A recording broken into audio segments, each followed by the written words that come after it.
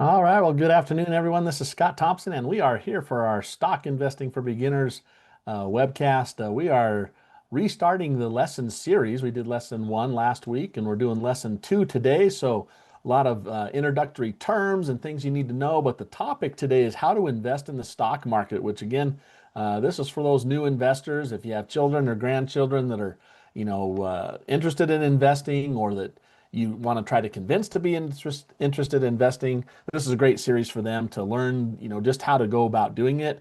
One of the things I think is kind of funny before we start here today is I've heard of people opening a brokerage account and even funding that account, but they don't take that last important step, which is actually to invest in something.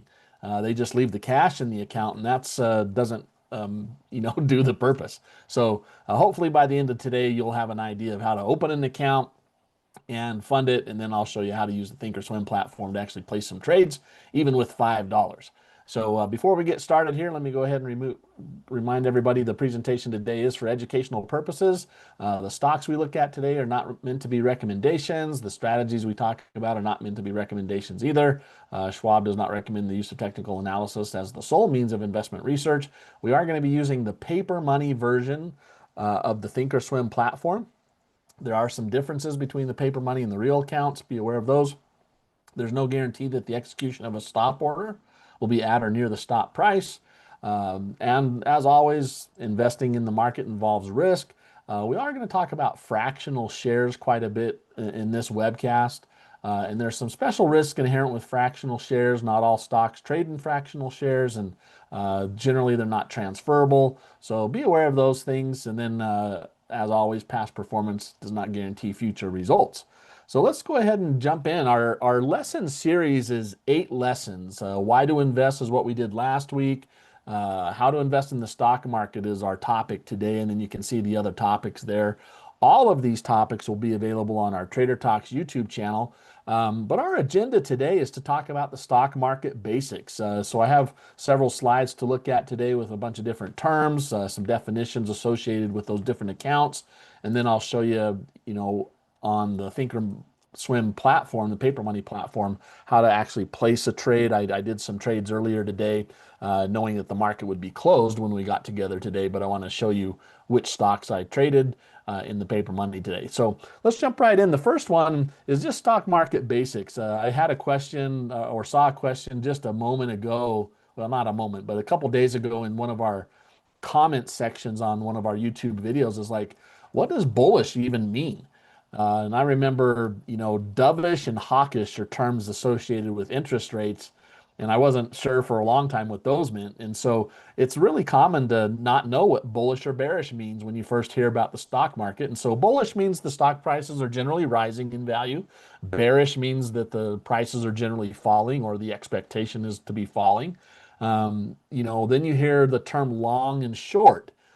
These are not meant to be lengths of time, which is odd. But long, if I'm long Apple, for example, that means I bought Apple. It could also mean I'm buying Apple or I'm bullish on Apple.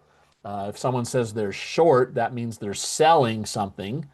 And it's not selling something they already owned. It means they're starting off with a bearish type of position. They expect the stock to go down, or they might say something like, I'm short the Nasdaq or whatever, and that just means that they're bearish, or they're expecting the market to go down. Um, Now, as we talked about there, how do we invest in the stock market? That's our main topic today. Well, investing in the stock market, there's different ways that you can invest. We're going to talk about a few of those today, but a stock, investing in the stock market is actually means buying a stock. So what is a stock? Well, a stock is represents a partial ownership in a company. By owning the stock shares, you own a small fraction of the company, and you have claim to the company's future earnings. Last week we talked about why we invest is because people that buy stock expect that stock to increase in value. Companies start because they want to grow, they want to get bigger, they want to earn revenue and things like that. And as a stock shareholder, we get to participate in some of that growth. All publicly traded stocks have what's called a ticker symbol. So, like Apple, for example, the name of the company, Apple Incorporated, uh, that symbol's AAPL. That's called the ticker symbol. All right. Now, stock market just this was actually available for years, but it was kind of inside your own brokerage. But now these fractional shares have become very popular, where you can go buy a piece or a part of a stock share, and you don't have to have enough money to buy the whole share. And we showed that last week. We'll show it again today. But the fractional shares allows you to invest in stocks based on a dollar amount. And I think the minimum with Schwab is $5, and that's kind of the number that we've been using. Um, and so we've done a few trades last week. We'll do a few more today. But it's also kind of cool. Those fractional shares will pay a dividend proportionate to the percentage of the share that you own. So it could be, significantly smaller than even a penny on some of those, depending on the stock that you own. All right. Now, a dividend is a portion of the company's earnings that they return or distribute to the shareholders. That's usually in cash, although some companies will do a stock dividend. And you may have heard of a 2-for-1 split, or a 3-for-1 split, or a 10-for-1 split. We've had some of those in the recent past couple of years, but companies don't always pay dividends. And if they do pay a dividend, they're not guaranteed to continue paying the dividend. So, be aware of that. Just because if you buy a stock because you want to get the dividend, that dividend's not guaranteed and it can change. All right. Now, another term that you'll hear frequently in the stock market, or as you listen to people talking about the stock market, is a mutual fund. Now, mutual funds pool money from many different investors to purchase a broad range of investments like stocks or bonds or cash or other types of securities. And when you purchase a mutual fund, you get exposure to all the investments included in that fund. Now, mutual funds generally charge fees to manage your investment that can vary by fund and share class. And then mutual funds are also purchased or sold once a day, which is kind of if you're used to trading stocks, that's an interesting or an unusual phenomenon. If I wanted to get out of a mutual fund, I have to place an order to do so, and then it doesn't really even get sent until the market close. So it's a little tough getting used to that thing there. Investing in mutual funds, also consider carefully the information contained in what's called the prospectus. That tells you what the mutual fund's objective is, and you can get that by calling the Schwab Help Desk. Another type of investment vehicle is called an ETF. That stands for Exchange Traded Fund. And an exchange traded fund is an investment fund or portfolio of securities that holds assets like stocks, bonds, or commodities. Like stocks, though, this is the difference. One of the big differences between ETFs and mutual funds is ETFs trade just like a stock does. They, are traded on an exchange. They experience price fluctuations throughout the day. And there's a variety of different ETFs that track the markets. There's a variety that track different commodities. And there's more and more and more of those being created all the time. Just like with mutual funds, when you invest in an ETF, you want to be aware of the prospectus. That again tells you the objective of that ETF. All right. And there are usually some fees involved with ETFs. Those tend to be rather small, but you do want to be aware that there are some fees involved in that. All right. Let's take a look here. Looks like did MU announce? I see MU's beat on earnings, revenue, and guidance. We'll see what happens with that stock. We'll take a look at that one actually before the day's over, but just for fun. All right. Now, some other basics here that I think are important to understand when you're investing in the stock market, or how to invest in the stock market. You need to understand what the different terms mean. Now, stock is that little partial ownership in a company. A bond is a loan. So a bond represents a loan you make to a government, a municipality, or the corporation. So you could do a bond with, say, Apple or Micron or some other corporation. You could do a bond with your city that you live in, or of course you could do federal bonds. And the issuer promises to pay you or me a specific rate of interest to be received on a predetermined schedule. Sometimes that's annually, quarterly, semi-annually, that sort of thing. Now, fixed income securities are subject to increased loss of principal during times of rising interest rates. So that's been interesting over the last couple of years where we've dealt with some rising interest rates. Fixed income investments are subject to various other risks too. So you want to be aware of those: credit quality of the lender, market valuations, liquidity, prepayments, and things like that. All right, so those are some terms that I think are important to understand. There's a few others too that I think are important when you're actually getting now buying and investing in the market. Some terms you need to know. And these are the order types on this page here. A limit order is when we're telling the broker, or we're setting a price at which we want our order to fill. Okay, a limit order allows investors to buy or sell stocks at a specific price, but the order may not fill. Okay, if you may have experienced that where you're trying to buy or sell something and that order just sits there, it's not filling. The reason for that is no one's willing to either pay or give you that limit amount. All right. A market order, on the other hand, is a request to buy or sell the security at the next available price. So that type of order seeks immediate execution, but no guarantee on price. Just an experience that I had when I first started investing. I remember having what's called a stop order, which we'll talk about in a second. But a stop order has a market order component, and I had a stop at some dollar amount, and then that order filled at a much lower price than I expected because the market was falling so quickly. It triggered that order but didn't fill it until later. And so there's no guarantee on price. So you want to be very careful with those market types of orders. A stop order is a request to buy or sell a security at an activation price. That order is not guaranteed to fill at or near that activation price, but it does trigger that order. And you can have a stop market order, or you can have a stop limit order. And those are kind of interesting to think about the ramifications of those. But those are the definitions of the different order types. Volume is just the total number of shares bought or sold during a specific period. And you can usually see volume on a chart. You can usually see volume on what we call the trade page in the Thinkorswim platform. All right, let's go on to a couple more and then we'll jump right over to Thinkorswim. Some other terms you need to know is the ask and the bid price and what's called the mid. Sometimes people will call that the middle. Sometimes they'll call it just an average price. But let's talk about these. So the ask price is the selling price that a trader offers for their shares. This is often the price buyers use for an immediate purchase. So, on every quote page, you'll see a bid and an ask price. And so like if you were the owner and you wanted to sell something and you put an order in for 50 bucks, you're asking $50 for your shares just like you would if you were selling your car or a piece of furniture or whatever. All right. The bid is a price a trader is willing to pay for the shares of stock or other assets. This is often the price that sellers use for an immediate sell.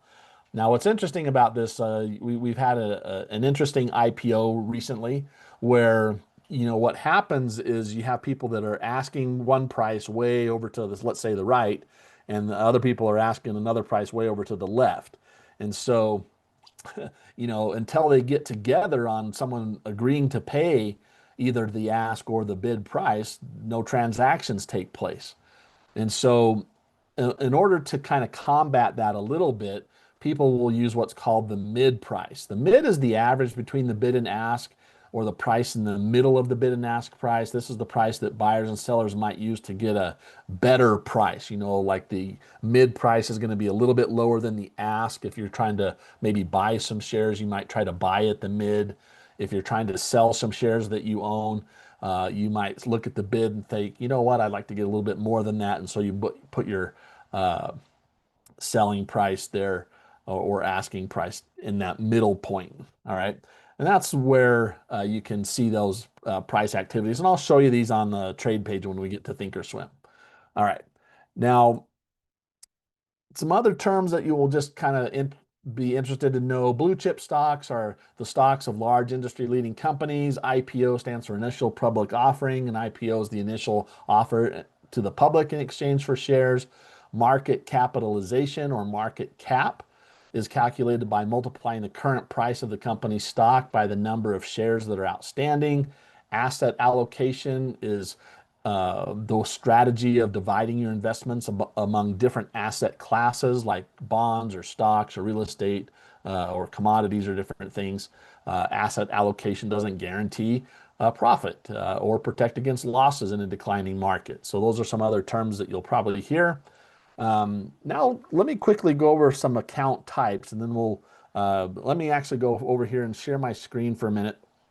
We're going to take a look at just schwab.com. If you go to schwab.com, I'll just chat this into the chat so you have it there. But on schwab.com, just on the very, very home page, you don't even have to log in. You're going to see some information about different types of accounts.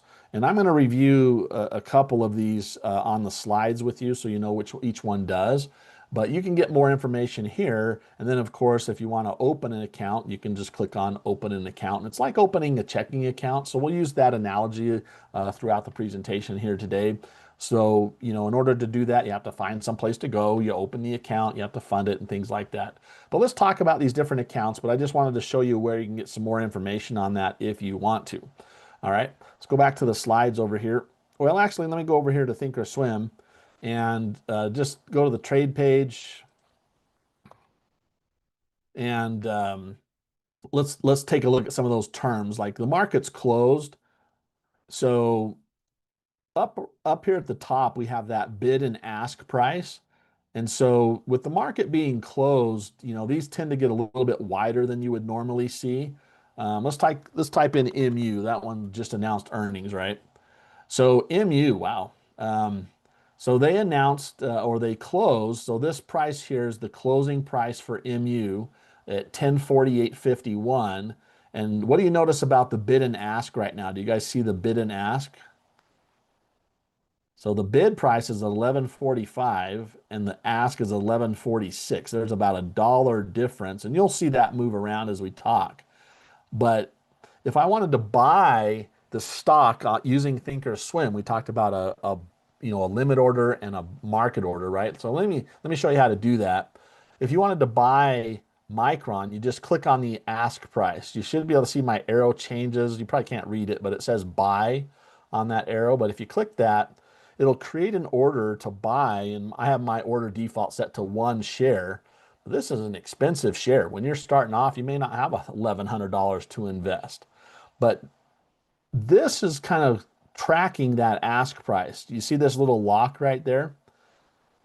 As the ask price changes, you'll see this price change. Now, if we wanted to lock that in so it doesn't keep changing on us, we could just click the lock and it'll show there. Now, what's kind of interesting on Thinkorswim, you'll see this, what's called the mid and the NAT. The NAT stands for natural, which is really what the ask price is. I don't know why they don't put ask right there. That would make it a lot more intuitive, I think. But basically, you can see right here, we have a limit order that says, hey, if I wanted to buy this, I don't want to pay more than $1,144.42. And if right now the current quote, even the mid price is 11.47, that order is not going to fill unless the stock price goes back down a little bit there. So, it's interesting to see that, how that works. And you can see the mid, this thing's still moving. So basically, right now we can see the stock's up about $100 now after hours from the closing price. But before I go show you the chart, because I want to show you something funny or interesting on that where we can kind of see the jump in the price. But here's the order types over here. Limit order again says this is the most I want to pay or the least I'll take if I'm selling something. We can change it to market order, and that just would trade it at the next available price. So like if you put a limit or a market order expecting to get 1048 tomorrow, and the stock's up $100, this market order is going to fill higher than where it closed because there's that gap up. And then we talked about a stop order. Now, this is interesting. Put this in your notes. I didn't know this for quite a while, actually, but you can do a buy stop order or you can do a sell stop order. And they both have different purposes, which we'll talk about more in the lessons going forward, because we'll probably use both of these types of orders in our class. But a stop order, the way I like to think about it is it just says, Mr. Broker, stop. Don't do anything until it hits this trigger price, and then do whatever it says right here. In this case, it's a stop market sell order. And I could do the same with a stop market buy order. But it's basically just a triggering mechanism, and then it will trigger a market order, or you could do a stop limit order, just like that. You could say, Mr. Broker, let's do a sell stop example here. If I bought Micron and I thought it was going to keep going up to the moon, I would say, well, if it goes down below 1100, I just don't want to buy it anymore. So the stop trigger price would be 1100. And then I could say, I don't want to take any less than 1099. And so on something like that, if it was really falling quickly, if it hit 1100, and then the next available price was like 1098 or 1098.99, but it was less than that 1099 limit, they would have to go back above 1099 in order for that order to fill. So there's no guarantee that a stop limit order will even fill. So again, you want to be careful using the different order types, and we'll talk about those as we go forward. All right, let's go take a look at the chart. I want to show you something really fun here on when we can see the bid and ask. Now, put this in your notes. This is another really useful thing. When you go in the morning before the market opens and you want to know what the stock is quoting at, most of the time you'll just see this last trade. And that was where the closing price was, or the last trade that was executed on whatever day or time frame you're looking at. But you can look right over here at the B and the A values, and you can see what it's trading at. Or check this out. If you go to the chart, let's go to MU on the chart here. So MU is basically showing, this is today's candle on MU. And it looks, if you go listen to some of Barb's got some great little lessons on candles and candle theory, but that's called a hammer. So technical traders might look at that and say, you know what, the stock had some trouble getting above that price in the past, and it looks like it kind of held that price today. That's a bullish candle pattern. Now, there's no guarantee that means the stock's going to go up the next day, but it looks like that's what's happening. Now, let me show you. This is on a daily chart. Check this out. If you go into a 5-day, 5-minute chart, this will be fun. Check this out. So these gray areas here is what we call after hours or pre-market. But today, I'll show you. This is where, so we kind of rallied into the close. So maybe people were hoping and expecting the stock to have good earnings. And so people were kind of buying this stock at the end of the day. Every one of these candles represents 5 minutes of trading. And so the market was rallied, but you can see right there, that one closed at that 1048.50. But if we go into after hours, we can see right there, not too long after the close, they announced their earnings, and that after hours candle opened pretty close to where we closed, traded down a little bit, and then took off like a rocket, rocketed back up. And then look at that big red candle. So this has been really volatile over that last 25 minutes or so. And now what's going on is we're seeing the candle, some buying taking place after hours, driving the price up. All right. So that's kind of a cool thing to do. But if you didn't know, like, let's pretend it's yesterday. So yesterday, you can see in the white area here, the stock closed at about, looks like it was 1051 yesterday. And then it kind of chopped around overnight. And you can kind of see that price action there in the light gray. And then this morning we opened at 1082. So that was actually about a $30 difference between the closing price yesterday and the opening price this morning. So you can kind of see that as you look at those charts after hours. Here's that B for bid and ask. Now that's up at 1175 and 1177. So the bid and ask spread, the difference between the bid and ask is actually quite wide, relatively speaking, because when the market opens, those typically get much closer together. All right. So there's taking a look at MU. Let's go back to the slides and go over the type of accounts that people might use. and we'll talk about these briefly, and then we'll go show you the trades that I wanted to do for the day. All right, so let's jump right in here first to a Roth IRA. What can you do with a Roth IRA? Well, you can make after-tax contributions. You pay no taxes on qualified withdrawals, and you buy and sell stocks, mutual funds, ETFs, and other investments there. What are the costs of opening up a Roth IRA? Well, generally there's no monthly service fees and a zero account minimum, but you can't, buy anything unless there's money in the account. But you can open it, and you get more details on that schwab.com page that I showed you. What do you need to open a Roth IRA account? Well, and this is pretty typical of most accounts. You need your Social Security or tax identification number, your employer's name and mailing address, if applicable, birth dates for the people who you want to inherit your IRA assets, because they'll ask for beneficiaries. All right, so there's a Roth IRA. And the big difference here in your notes, if you're taking those or learning about this account is made with after-tax contributions, and you pay no taxes on qualified withdrawals. Now, if we look at a traditional IRA, that stands for Individual Retirement Account. What can you do with a traditional individual retirement account? You make tax-deductible contributions if you qualify. You defer paying taxes until you withdraw after the age of 59 and a half. You can buy and sell stocks, mutual funds, ETFs, and other investments here. What are the costs of opening a traditional IRA? Well, again, zero monthly service fees, zero account minimum, but in order to actually make a purchase in any account, you have to have some money there. What do you need? Same thing, tax ID or Social Security number, employer's name, birth dates for your beneficiaries. All right.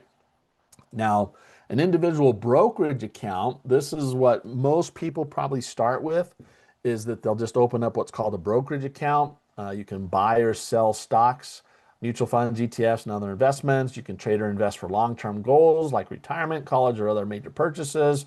You could do some shorter-term trading in an individual brokerage account as well. What are the costs? Again, zero fees, zero account minimum, but in order to purchase anything, you have to have some money in there.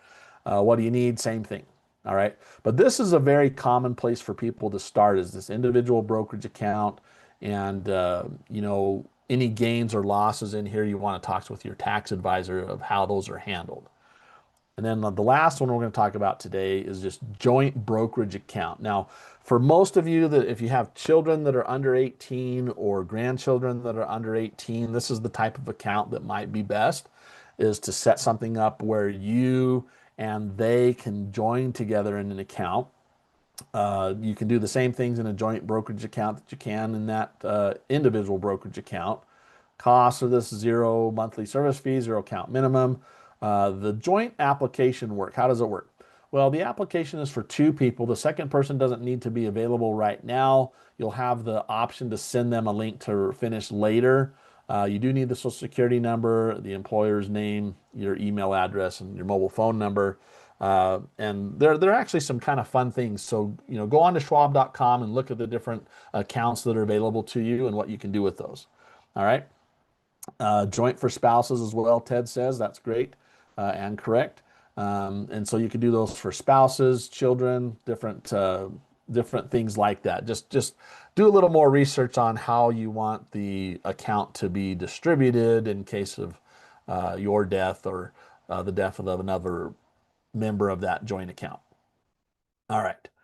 Now, let's go take a look now at actually buying some shares on Thinkorswim. Let me go back to my page and we'll do a couple trades and then we'll be done for the day. So let me change this back to our normal, we'll go like a 6-month daily chart here. And I want to go to the monitor tab first. Now, last week we bought CVS, MS, and I think Intel. And so you can see here's our quantity. We bought 0.05 shares of CVS. We bought 0.041 shares of Intel. And I actually invested $50 in MS, and we bought 2.22 shares of that stock. So, you can kind of see we're net positive here on our investments. We're down today And I know these are really small numbers. So if you're used to looking at hundreds and thousands of dollars in your account, again, remember this is stock investing for beginners, where we're just saying, hey, do I have an extra $5? Can I get started today? And how do I go about doing that? Now, I did 3 purchases today. So I want to show you those charts. The first one was USB. So USB, and we'll talk more about the chart that we're looking at here in future lessons, but I have a 50 period moving average here. I have what's called a MACD histogram. And this green arrow, when the stock is above that green line, we refer to that as a green arrow. That's a potential buy signal for this strategy that I'm teaching everybody. The MACD, you can see there was a green arrow on the same day. And so what we're really trying to do is look for stocks that are trending up. That just means the moving average is rising rather than falling. And we're looking for stock where the price is above that. And USB is one that I went through the S&P 100 today, and I found one that had, 2 green arrows, although they're a little bit old. And the stock had just looked like it just made a new high over on this side, breaking through that high at about 59.56. And so, when I saw that, I went ahead and went to the trade page and I pulled up USB. And then again, I'll walk through this fairly quickly because I think we're all familiar with this. But if you click on the ask price, we're going to create a buy order. And the default is going to be like 1 share or 10 shares or 100 shares, whatever your default is. And you can go up to setup over here and do application settings, and you can change your default settings there. But I have mine set at 1 share. And last week we showed how to do a fractional share, which is you click this little button here twice, and then it gives you a dollar amount. And again, I just put $5, hit enter, and then I came over here. Now, when the market's open, you could use a market order to place that order. But now the market's closed, so we could place an order to buy this for tomorrow, and we might want to make that good till cancel. Now, I think this will still work. The only times I'll see if it'll keep this order for me. But you can click on confirm and send and then review the order. Buy $5 worth of USB at 60.11. And then if I hit send order, it'll activate that order. And then tomorrow, if it, I'm on the monitor tab here. So if I have this USB order right there, if the stock opens at 60.11 or less, then this order should fill for me and I'll buy 0.0832 shares. All right. So that's taking a look at USB. Let's see. The other one I had was I want to do that one last. ABBV, ABV, you may have seen this one. So ABV, you can see same story here. The moving average or the price of the stock went over the moving average back here on the 14th of May. And we wouldn't have considered that a buy signal at that time because that moving average was still falling. Do you guys see that? And then as it starts to turn up, that's when we consider it a valid buy signal when we have that green arrow on the MACD. And so this is another one that basically made a new high today in the last 6 months. And we went ahead and did the same thing. We bought this. I went to the trade page, and I'll just walk you through this. ABBV, hit enter. If I want to buy the shares, I click on the ask price. If I want to change it from 1 full share to a dollar amount, I click on that button twice. And then in this case, I put in $5. And then we can do a limit order for tomorrow. When I did it, I just did a market order because the market was open and that order filled pretty quickly. But again, we make that good till canceled, hit confirm and send. And then this is review your order. Buy $5 worth of ABBV at 235. And then I could hit send order. And now that order becomes active. And if I want to see how many shares that is, I can go to the monitor tab. And now that's going to look at buying 0.0213 shares of ABBV. All right. The last one I wanted to show you was NBIS. Now, NBIS, if you didn't know what the stock was, you can go to the Analyze page over here, and you can type in that symbol and see that it's in information technology. And this is an AI stock. All right. It's done quite well over the last year or so. And so Anyway, I looked at this one on the chart this morning, and I want to show you something that's kind of interesting here. Is the stock had gone up and made a new intraday high there at 299 a couple days ago, started to come down. You can see the MACD is falling, but it's still green. And then today, some interesting things have happened. Is we opened up there at about 275. We traded all the way down to 249. So that had what's that, about a $25 move up and down. In fact, if you look at the R value right there, if you have your cursor on that day, the range, that's R values, the range from the high to the low was actually close to $27 today. And when it was down there near the low, the MACD was actually red.